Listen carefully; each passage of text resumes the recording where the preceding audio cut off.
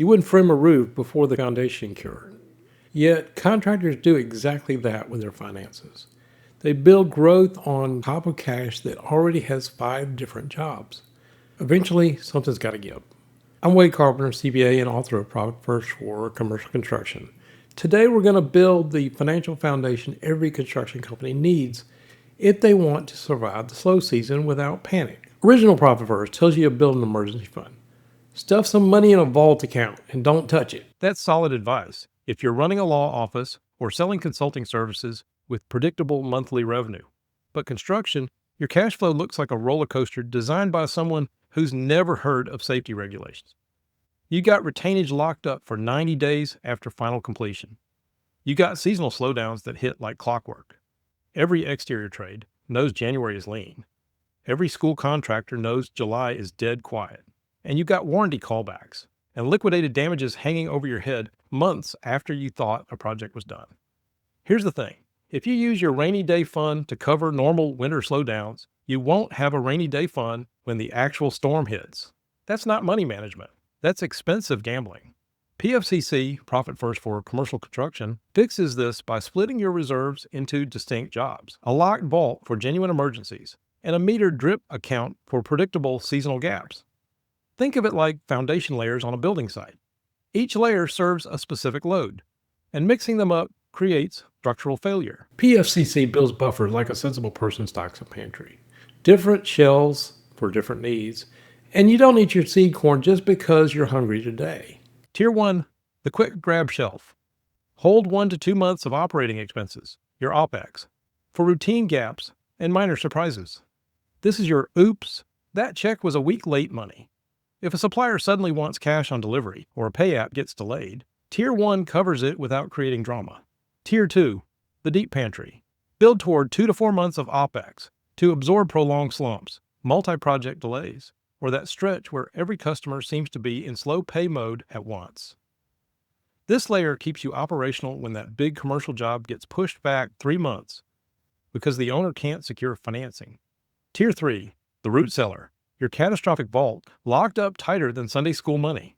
This is for genuine black swans, major client bankruptcy, facility fire, or the kind of trouble that makes you question your life choices at 2 a.m. Each tier has one specific job, and here's the kicker. Mixing them up is like using a hammer as a screwdriver. Use Tier 3 money to cover normal winter slowdown, and you'll be naked when real trouble shows up. And before you expand, before you add that operations manager, before you buy that shiny new excavator, PFCC requires reserve floors, 2 to 4 months of OpEx minimum in your buffers. It's like making sure you've got a foundation before you start framing the house. Now here's where PFCC gets clever as a fox in a henhouse. Most contractors treat seasonality like bad weather, something to survive and hope passes quickly. But seasonality is predictable. You know it's coming. So why are you waiting until January to panic about payroll? The drip account is your answer. It accumulates surplus cash during high revenue months and releases it slow and steady during lean months. No more feast or famine decisions. No more emergency trips to the bank with your hat in your hand. Think of it like a good rain barrel. When it's pouring, busy season, you catch every drop. When it's dry, slow season, you got water coming out steady and predictable, not in desperate gulps. Let's do some back of the napkin math right quick. Say you're an exterior contractor and you know winter is slow. December, January, February, 3 months where revenue drops to almost nothing. Your monthly payroll during those months, $45,000. Your monthly OpEx, $25,000. Total per month, $70,000. 3 months, $210,000. That $210,000 is your drip target. During your busy season, March through November, you allocate surplus cash to the drip. During winter, the drip releases $70,000 per month into your payroll and OpEx accounts on schedule. No panic, no layoffs, no raiding your profit account to make payroll. The release cadence must match your payroll timing. Weekly, bi-weekly, whatever keeps your crews showing up and staying put. Your labor stability can't depend on whether Mrs. Johnson decides to pay her invoice this Tuesday or next Tuesday. PFCC treats on-time, consistent payroll as the non-negotiable foundation of everything else. Good crews are harder to find than honest politicians, and once you've got them, you don't play games with their paychecks. A separate payroll account, funded by a predictable rhythm from the drip, ensures your best asset, your people, show up Monday morning instead of working for your competitor who actually pays on time. Here's the math nobody talks about. Training a replacement carpenter costs 2 to 3 months of that carpenter's wages in lost productivity, mistakes, and learning curve. Keeping good people through slow periods pays for itself in reduced recruitment and training costs.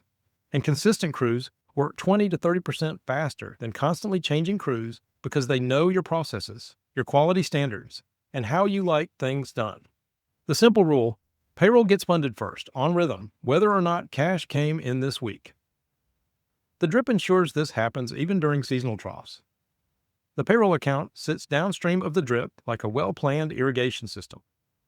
The drip ensures payroll never runs dry during predictable gaps, and your reputation as an employer who pays on time stays cleaner than Sunday close. This is where most contractors step on the same rake over and over. Not all the money in your account is actually yours to spend. Some of it's retainage, that 5 to 10% held by the GC until final inspection. That's not earned cash. That's borrowed against future performance. Segregate it immediately into a retainage reserve account and treat it like your neighbor's tools. Some of it's customer deposits for specific projects. Some of it's money you prepaid for long lead materials. These aren't free cash. They got jobs to do. If you spend retainage like normal revenue and that retainage check gets delayed, you'll find yourself in a pickle trying to explain to suppliers why you can't pay them when the bank statement says you got money.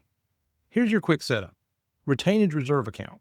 Move retainage there immediately. Treat as restricted. Warranty and closeout reserve. Hold back 1 to 2% of project value through the warranty period. Liquidated damages contingency buffer. For jobs with liquidated damages exposure, pre-fund a micro buffer so a short schedule slip doesn't force you to rob your profit account. Job deposits and materials. Pre-buy accounts. Customer prepayments go here. They're liabilities, not bonuses. This is separation of JobEx and OpEx at the cash level. JobEx money, project-specific costs, stays segregated from OpEx money, your operating costs. When they mix, you lose track of what's real and what's just visiting. And if your market holds retainage for 90 days on every job, build bigger buffers to account for that reality. Price the carry cost into your bids so you're not subsidizing customer financing with money that should be protecting your operation.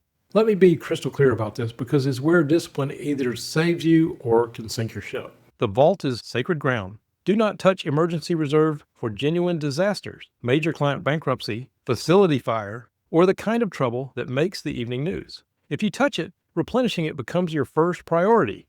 Not next month, not when cash improves, immediately. The drip is designed to move. It's metered seasonal smoothing that feeds payroll and OpEx during predictable slow periods, then gets refilled during good months. The drip has a job and a schedule. The biggest mistake contractors make? Rating the vault to cover normal seasonality. That's like eating your seed corn because you're hungry today, feels good now, starve later. PFCC's drip eliminates this temptation by handling seasonality separately with its own account and its own rules. Keep the sacred sacred and let the practical do its practical job. Contractors understand foundations better than anyone. When the foundation is weak, every crack eventually shows up somewhere else. Cash flow works exactly the same way. Buffer accounts aren't extra complexity. They're the foundation that lets the rest of your business stand through good years and bad ones. If you're ready to build that foundation, grab a copy of Profit First for Commercial Construction on Amazon, where I'll lay out the complete system designed specifically for contractors. And if you'd like help implementing it in your own business, head over to profitfirstconstruction.com and schedule a call with our team. We'll help you build a cash management system that gives every dollar a purpose and every account a job. If you found this video helpful, hit subscribe for more practical construction financial strategies and leave me a comment below. I'd love to hear how you're handling cash reserves and seasonal slowdowns in your business. Until next time, go build something profitable.